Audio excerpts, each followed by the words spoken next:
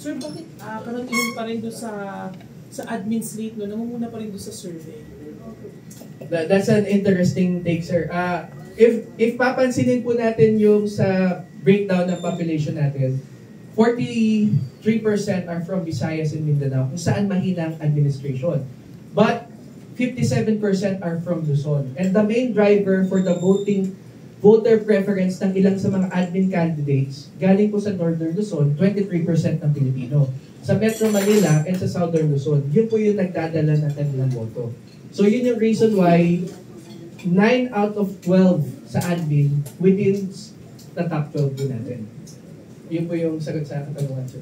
Okay, inaasahan po ba natin, sir, na may malaki pang pagbabago mangyayari sa survey habang nalalapit yung election? I mean, may mga nasa laylayan ba na maaaring umangat?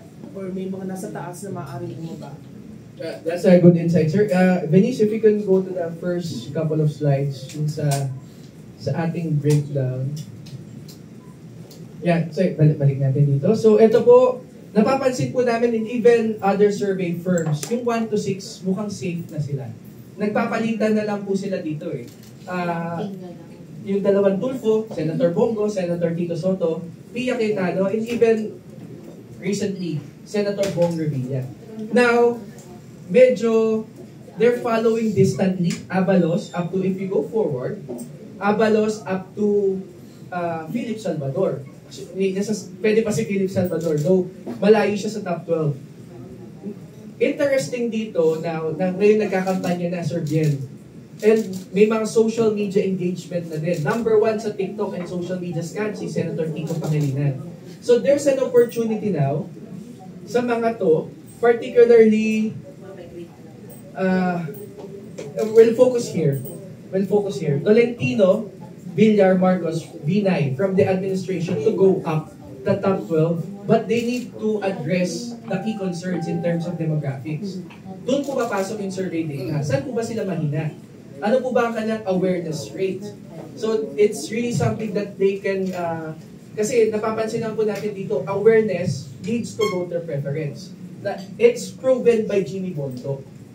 Paano po nasabi yung statement na yun? Kasi 12% lang siya last month, ngayon 17%, tumaas siya sa social media, tumaas siya sa balita. If there will be social media engagement, more TV ads, possible po ito. Papansin niyo po, Doc Willie Ong is still here. Nung time na to, hindi pa kalat ang awareness na hindi na siya tatakbo. Same with Chavit Singson, kasi nasa balota pa po sila.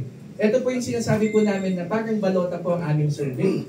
So, nandun pa po si Manoy Wilbert Lee, Willie Ong, and si Chavit Singson. So may mga pumipili pa sa kanila. Doon mapansin nyo po, bumaba na po si Chavit Singson.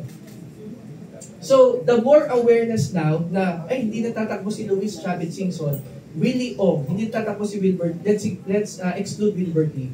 Kapag hindi natatakbo itong mga to, if may nag-concede pa po dito, kanino mapupunta ang boto ni Willie Ong? Kanino mapupunta kay Luis Chavit Singson? So yun po yung opportunity ngayon. I only highlighted for this moment, Sir Ben, yung 15 to 18. Camille Villar, Marcos, Tolentino, because they have the mechanism to launch them. But there's still an opportunity for Philip Salvador, Marcoleta, Honasan to go up also. Now, if you ask the question, if we go forward, Venice, eto po, si Yaki Biloy, may pag-asa pa po ba?